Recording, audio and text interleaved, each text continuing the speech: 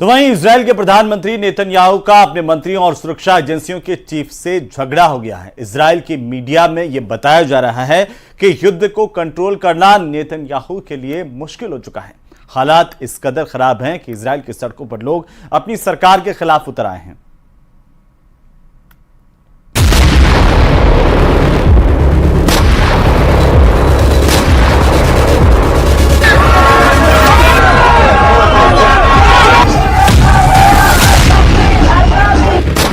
एक तरफ गाजा की सड़कें नेतन्याहू के धमाके से दहल रही हैं, दूसरी तरफ इजराइल की सड़कों पर ऐसा हाहाकार मचा हुआ है कि नेतन्याहू की सत्ता डोल रही है। एक तरफ इजराइल गाजा पर लगातार बम गिरा रहा है, तो दूसरी तरफ तेल अवीव की सड़कें नेतन्याहू के खिलाफ नारों से गूंज रही हैं। गाजा का युद्ध अब ऐसे लेवल पर पहुंच गया है जब हमास से ज्यादा इजराइल की पब्लिक डरी हुई है। नेतन्याहू इन प्रदर्शन कर रहे लोगों के बीच विलन बन चुके हैं, क्योंकि हमास तो सीज फायर के लिए तैयार है, लेकिन इजराइल बमबारी रोकने के लिए राजी नहीं है।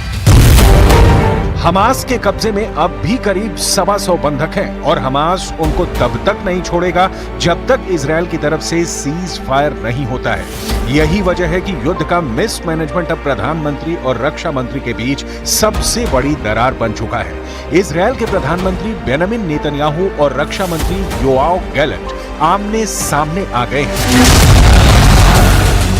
पब्लिक के गुस्से का साइड इफेक्ट वॉर कैबिनेट में पहुंच गया है। इस प्रदर्शन और इस हंगामे के बीच इजराइल में सत्ता के गलियारों और बंद कमरों के बीच कुछ ऐसा हो रहा है जिसे दुनिया के सामने आने से रोका जा रहा है, लेकिन इजराइल की मीडिया ने पर्दाफाश कर दिया है। इजराइल की मीडिया का दावा है कि इजराइल के वॉर कैबिनेट में बड़ा झगड़ा हो गया है। जेरूशलम पोस्ट में जो खबर छपी है उससे लगता है कि प्रधानमंत्री बेंजामिन नेतन्याहू और रक्षा मंत्री योआव गैलेंट के बीच हो गई तू-तू मैं।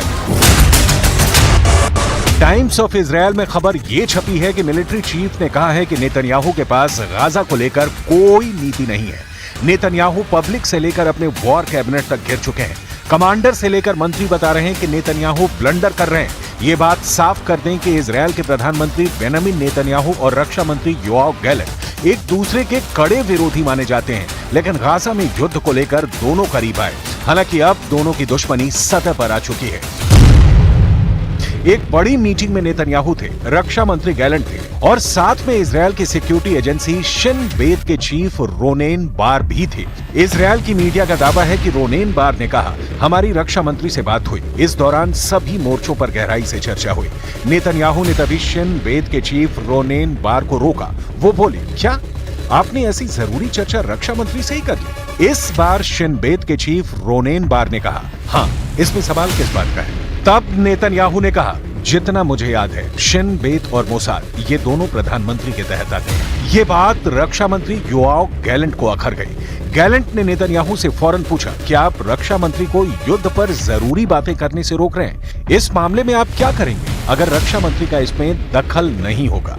इस पर नेतन्याहू ने कहा, युद्ध को लेकर जो चर्चा होगी वो यहीं मेरे साथ होगी। रक्षा मंत्री योआव गैलेंट फिर भड़के और लगा कि वो गाजा पर बमबारी को लेकर नेतन्याहू से आर पार करने के मूड में है।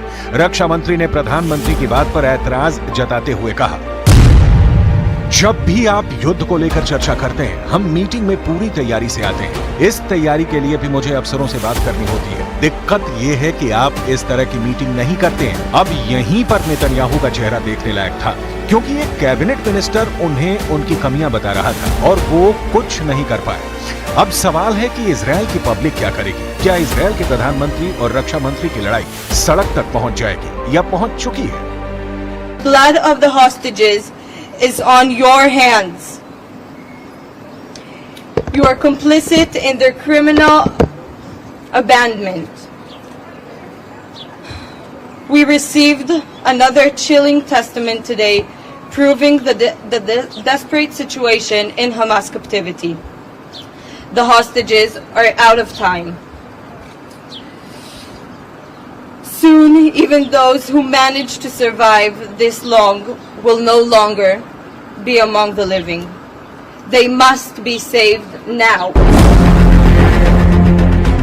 218 दिन की लगातार बमबारी के बाद भी इजरायल अब तक हमास को खत्म नहीं कर पाया है। हालात ये हो गए हैं कि इजरायल दक्षिणी गाजा का पूरी तरह से सफाया करने पर उतारू है, लेकिन अब तक उसके युद्ध वाले लक्ष्य पूरे नहीं हुए हैं। रफा कैंप में इस वक्त खून खराबे का दौर जारी है। अब हालात ये है कि रफा के साथ साथ उत्तरी गाजा पर एक बार फिर से तेज बमबारी शुरू कर दी गई है। בצפון עזה, בשעה האחרונה, מטוסי קרב תוקפים מטרות טרור ברחבי ג'באליה. הבוקר התחלנו בהליך פינוי זמני של מרחב ג'באליה מאזור זה לעבר מרכז הרצועה, וזאת כחלק מהערכות שלנו לפעולה צבאית במרחב. זיהינו בשבועות האחרונים ניסיונות של חמאס לשקם את יכולותיו הצבאיות בג'באליה, ואנחנו פועלים שם כדי לפרק את הניסיונות הללו. इजरायल हमास की तलाश में है और हमास के कब्जे में इजरायल के 125 बंधक हैं। बताया जा रहा है कि इस बार नेतन्याहू ने अपने कमांडरों के साथ मिलकर ऐसा वॉर प्लान बनाया है जिसमें हमास का जड़ से सफाया कर दिया जाएगा।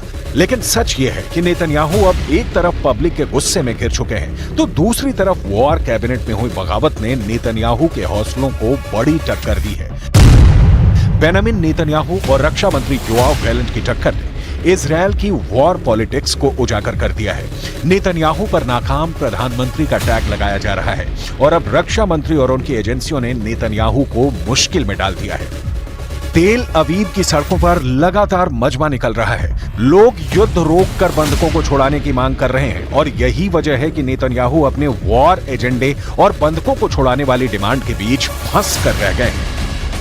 I don't think that we have to be in Rafah just now. I think that the only thing that the Israeli government should do and make any action and any force is to rescue and free the hostages.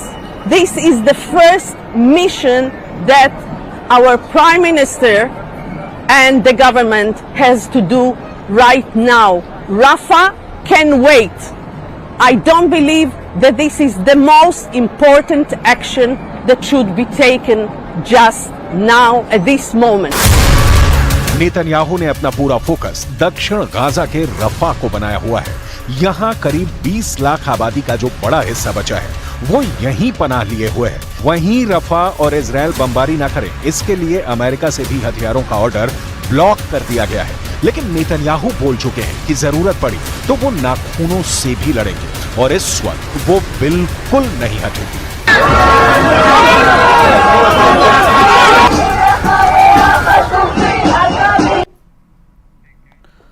तो चलिए इसी के साथ ही special report में अभी के लिए फिलहाल इतना ही। आप देखते रहिए न्यूज़ 18 राजस्थान। नमस्कार।